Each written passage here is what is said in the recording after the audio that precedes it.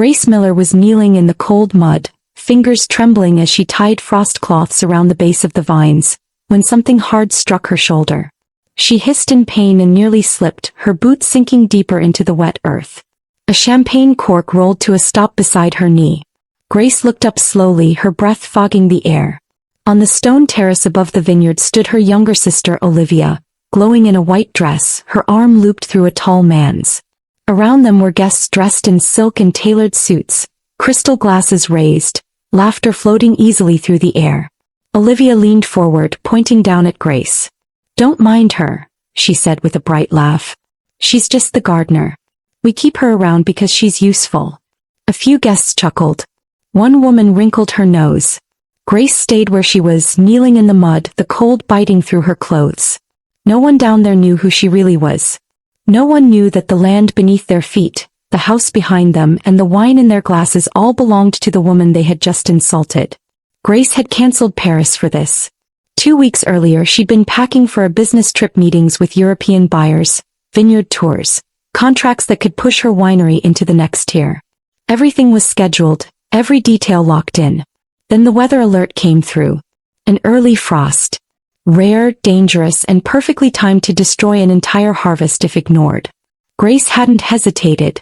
She'd cancelled her flight, eaten the loss, and driven straight home from the airport in work clothes. The vines come first, she told herself as she pulled on rubber boots and a heavy jacket. Wine didn't care about excuses. Grapes didn't wait for convenient timing. One bad night could undo a year of work. So while most people were still having lunch, Grace was on her knees in the vineyard, fighting cold air and damp soil to protect what mattered. That was who she was. Not someone who watched from balconies. Someone who worked in the dirt. From the far rows, Grace heard engines. At first she thought it was a delivery truck. Then another. And another. She stood slowly, mud clinging to her clothes, and turned toward the main house. A line of black luxury cars rolled up the long driveway like they owned the place. Her stomach tightened. The estate was supposed to be empty. She had closed the tasting room, sent staff home, and cleared the calendar. No events. No guests. No exceptions. Grace wiped her hands on her jacket and started walking uphill, boots squelching with every step. As she got closer she heard music. Laughter. The unmistakable sound of a party. "What the hell?" she muttered under her breath. The Carter estate, her estate, was alive with voices and champagne, and she had not approved a single thing. Grace stopped just short of the terrace, hidden behind a tall hedge. She peered through the leaves and felt her chest tighten. The terrace was full, at least 40 guests, catered food, servers moving smoothly with trays of drinks. A string quartet played softly near the fountain. And in the center of it all was Olivia. Her sister looked radiant, confident, completely at home. Beside her stood a man Grace didn't recognize, handsome, polished, wealthy. An older couple hovered nearby, their posture and quiet authority screaming old money. Grace's jaw clenched. She hadn't spoken to Olivia in 6 months. The last conversation had ended with Olivia shouting, "You're selfish," because Grace had refused to lend her money again. Now Olivia was standing in Grace's house, throwing a party Grace hadn't authorized, telling lies with a smile. Grace took one step forward, ready to confront her. That's when the cork hit her. The laughter that followed burned worse than the cold. Grace opened her mouth, ready to shout the truth, to say, "This is my land, this is my house, get out." But she stopped. She watched Olivia's face closely. The smirk. The confidence. The certainty that Grace was powerless. If Grace exploded now, Olivia would cry. He would twist the story. He always did. So Grace did something unexpected. She stayed silent. She turned away from the terrace and walked toward the staff entrance instead, mud and all. "Fine," she thought, her jaw tight. "You want me to be the gardener? I'll let you believe it." As she pushed through the side door, Grace made herself one promise. She would not raise her voice. She would not beg. She would let Olivia finish digging her own grave. And when the moment came, Grace would step out of the mud and remind everyone exactly who owned the ground beneath their feet. The staff hallway smelled faintly of citrus cleaner and old stone. Grace's boots left dark prints on the pale floor as she walked, but she didn't slow down. Her heart was beating steadily now, no longer racing. Anger had cooled into something sharper. Focus. She reached the office at the end of the corridor and pushed the door open without knocking. A young woman jumped in her chair. "Oh, Miss Grace," the woman stammered. Her name badge read Hannah. She looked barely 23, eyes wide, hands hovering over the keyboard like she'd been caught stealing. "You're back already? I thought you were in Paris." Grace crossed her arms. "Why is there a party at my house?" Hannah swallowed hard. "I got an email. It said you approved it." Grace stepped closer. "Show me." Hannah turned the monitor toward her with shaking hands. The email looked official at first glance. Grace's name, her signature style, even the short sentences she usually used. But Grace spotted the mistake instantly. The address was wrong. One missing letter. Small enough to fool someone new. Big enough to ruin lives. Grace read the message twice, jaw tightening. "Approve access to the villa. Do not disturb me. I'll be unreachable." She exhaled slowly. This wasn't confusion. This wasn't a family favor gone too far. This was planned. "It's not your fault," Grace said calmly. Hannah blinked. "It's not." "No. You were set up." Relief flooded the girl's face. Grace straightened. "I need every invoice. Catering. Everything." Hannah nodded quickly, scrambling through folders. "Yes. Right away." The list made Grace's stomach turn. Imported beef. Custom cake. Rare flowers flown in that morning. And then the wine. Grace's fingers curled around the clipboard when she saw the final note. "Special request. Open reserve cellar." "Did they go into the cellar?" Grace asked. Hannah nodded weakly. "She said you approved it." Grace closed her eyes for one brief second. Some of those bottles were older than Olivia. Some had been saved for auctions, for legacy tastings, for history. "Where's the card terminal?" she asked. Hannah pointed to the desk. Grace picked it up and slipped it into her jacket pocket. "You're going to stay here," Grace said. "If anyone asks, you stepped out." "Okay," Hannah whispered. "Am I in trouble?" Grace met her eyes. "No. But my sister is." The security office was quiet except for the low hum of monitors. Ben, the head of security, looked up in surprise when Grace walked in covered in mud. "You're back early," he said. She didn't waste time. "My sister is committing fraud upstairs." Ben frowned. "You want me to shut it down?" Grace stepped toward the screens showing the terrace. Olivia was laughing, glass raised, surrounded by wealth and confidence. "Not yet," Grace said. Ben glanced at her. "Grace, this could get serious." "I know," she replied. "That's the point." Ben studied her for a moment, then nodded. "What do you need?" Grace's eyes stayed on the screen. "Lock the gates. No one leaves." His expression hardened. "Understood." From the monitors, Grace watched the lie continue.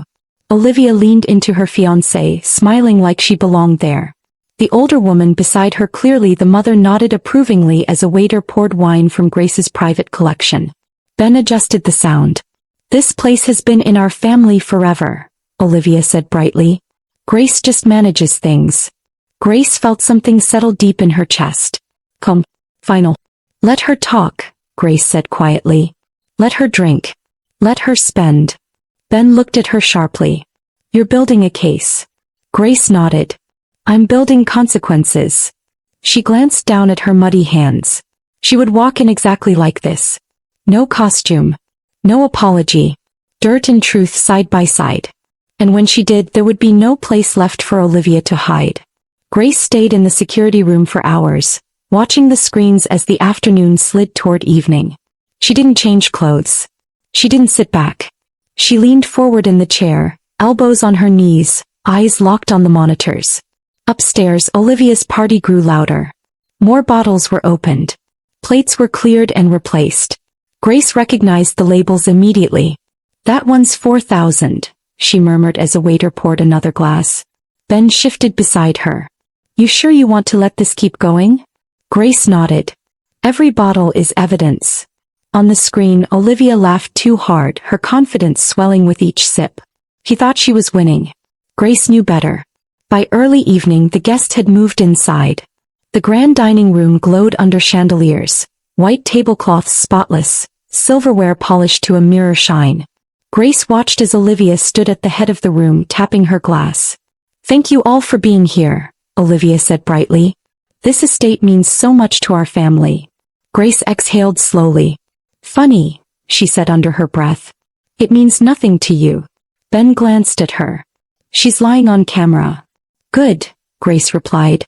Let her. The camera zoomed slightly as Olivia leaned closer to her fiancé's mother. After the wedding we might even open this place up more, Olivia said. Change things. Grace smiled thinly. She has no idea.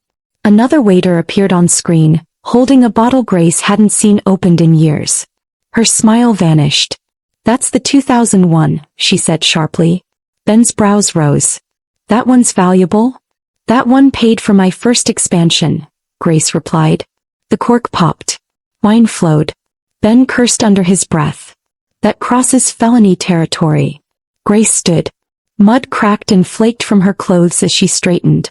We're already there, she said. But I want it undeniable. Ben nodded slowly. Sheriff's on standby if you want him. Grace didn't look away from the screen. Not yet. At a corner table, Olivia's future mother-in-law leaned closer, voice low but clear through the audio feed. This property is extraordinary, she said. Are you sure it's all yours? Olivia laughed. Of course. Grace just manages the dirty work. Grace felt the words land like stones. I don't manage, she said quietly. I built. Ben clenched his jaw. She's selling a future she doesn't own. Exactly, Grace replied. And she's doing it in front of witnesses. On screen Olivia nodded eagerly. After the wedding we can discuss shares. Grace's eyes hardened. Now it's intent. Grace checked the time. 3 hours since the cork had hit her shoulder. 3 hours of theft, lies and borrowed status. She reached into her pocket and felt the card terminal. Thought. Lock the ballroom doors, she said. Ben blinked. All of them. Yes, Grace replied. No one leaves. No one panics. He hesitated then nodded. Done. Upstairs laughter continued unaware. Grace rolled her shoulders once, feeling the stiffness of dried mud. She didn't wipe it away. She wanted it visible. She wanted them to see exactly where she'd been while they drank stolen wine. The cake arrived. A towering white creation decorated with gold trim and sugar flowers. Guests applauded as Olivia clapped her hands in delight. Perfect, she squealed. Grace watched without blinking. That cake cost more than my first truck, she said. Ben shook his head. She's unbelievable. She's consistent, Grace corrected. Olivia cut the cake, fed her fiancé a bite, then laughed as cameras flashed. Grace stood up. That's enough, she said. Ben straightened immediately. You ready?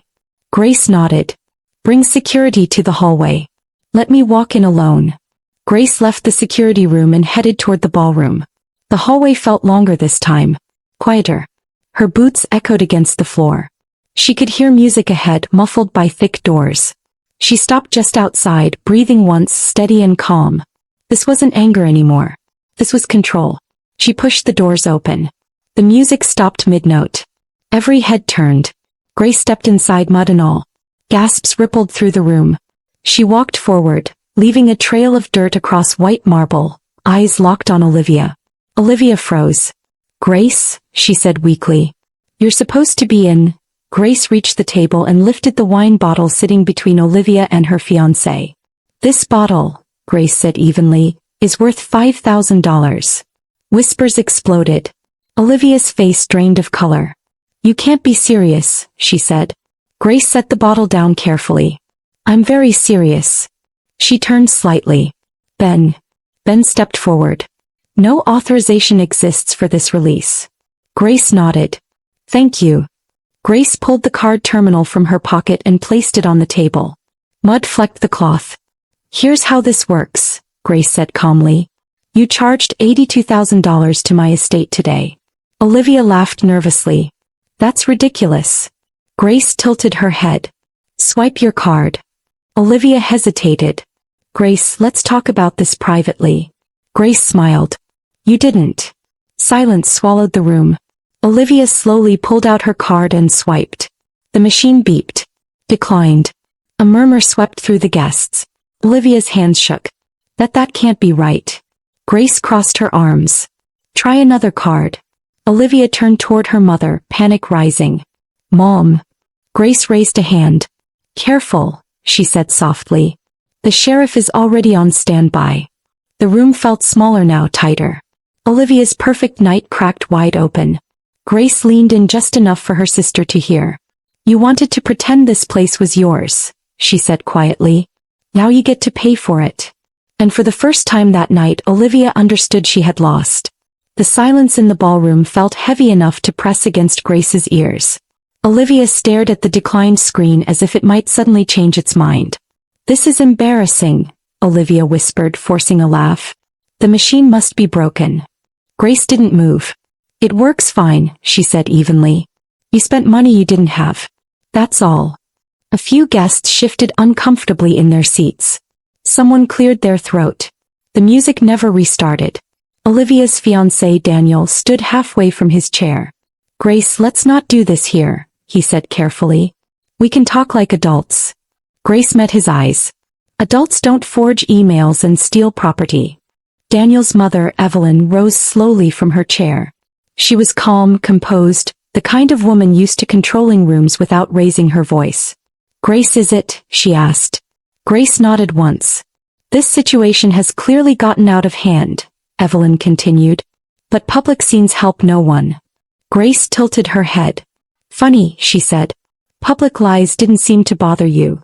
Evelyn studied her more closely now, the mud, the boots, the quiet authority. Something shifted in her gaze. "You're the owner," Evelyn said, not a question. "Yes," Grace replied. "And your future daughter-in-law isn't." Olivia spun toward Daniel. "Say something," she hissed. Daniel looked helpless. "I didn't know," he said weakly. Grace shrugged. "That's between you two." She turned back to Evelyn. "The bill is unpaid. The wine is stolen. And the gates are locked." A ripple of alarm spread through the room. "Locked?" someone whispered. Ben appeared at the edge of the ballroom, security visible behind him.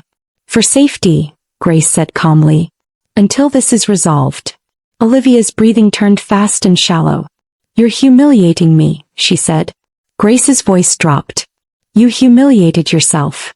Evelyn reached into her purse and removed a sleek black card. The room seemed to inhale. She placed it gently on the table. "Swipe it," she said.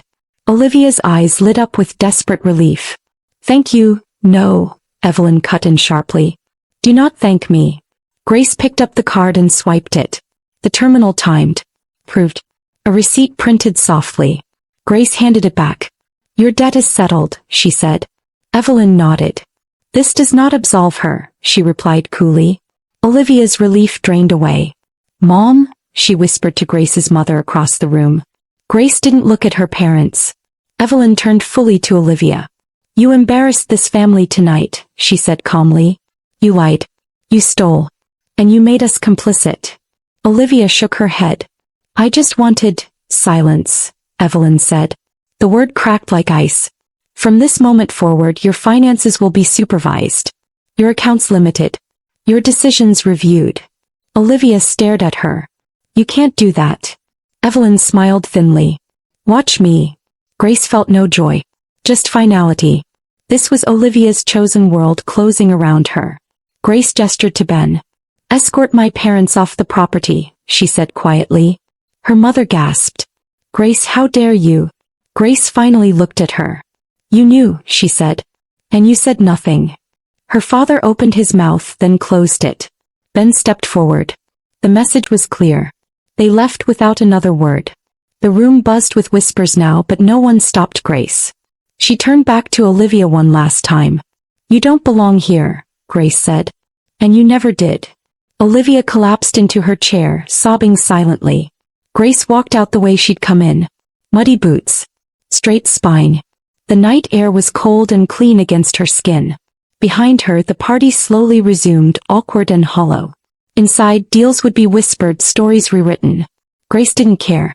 She crossed the terrace and looked out over the vineyard. Dark and quiet, the frost finally held at bay. She took a deep breath. The hardest part was done. Not the confrontation. The choosing. 6 months later, Grace stood among heavy vines under a warm sky. The harvest was strong.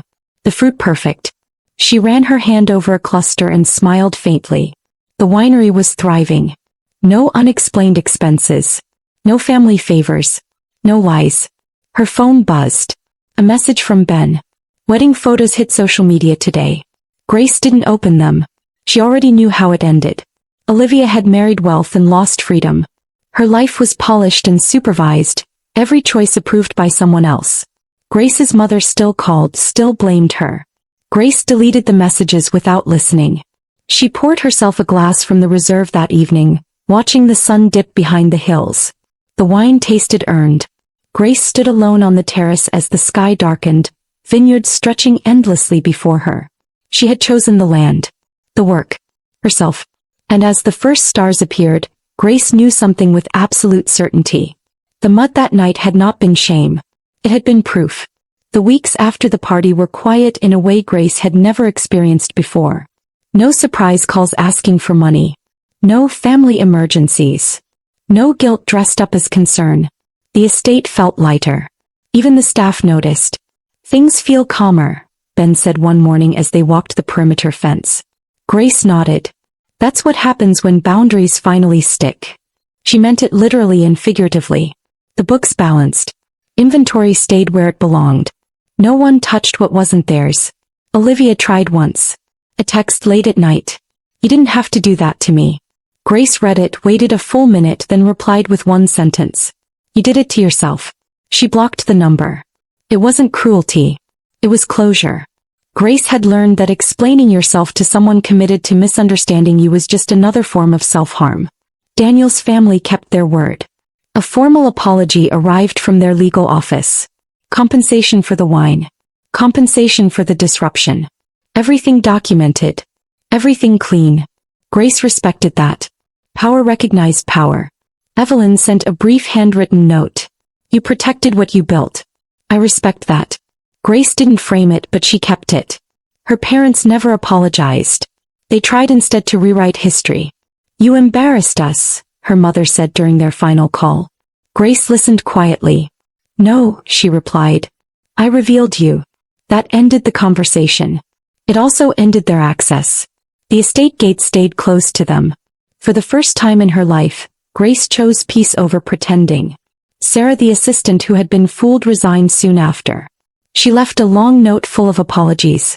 Grace wrote back only one sentence. "You were manipulated, not malicious." Grace paid her severance anyway. Punishment wasn't the point. Accountability was. Grace believed deeply in the difference. Harvest season arrived strong and generous.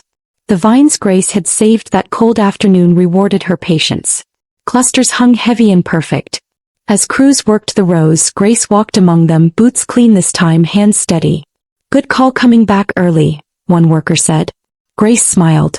The land always tells you the truth. On a quiet evening, Grace poured herself a glass and stood on the same terrace where Olivia had once laughed. The view hadn't changed. The valley still rolled endlessly. The difference was internal. No more resentment. No more doubt. She hadn't lost a sister. She'd lost an illusion. News traveled fast in Napa. People stopped asking about Olivia. They started asking about Grace. About her methods. Her discipline. Her results. She answered only what mattered. "I show up," she told one investor. "Every day. Even when it's inconvenient." That was her secret. No drama. Just work. One afternoon, Ben joined her by the fence line. "Any regrets?" he asked. Grace considered it. The frost. The mud. The silence before she walked into that ballroom. "No," she said. "Only relief." Ben nodded. "That's usually how you know you did the right thing." Olivia appeared once more, only indirectly. A photo online. Perfect smile. Perfect dress. Perfect prison. Grace scrolled past it without emotion. Wealth had been Olivia's dream. Control was the price. Grace hadn't imposed it. She had simply stepped aside and let consequences do their work. Grace's mother sent one final message. Family should forgive. Grace deleted it. Forgiveness did not mean access. Love did not require self-betrayal. She had learned that lesson too late for her childhood, but right on time for her future. That night, Grace walked the vineyard at sunset, glass in hand. The air smelled of earth and fruit and effort. She raised the glass slightly, not in celebration but in acknowledgement. To work.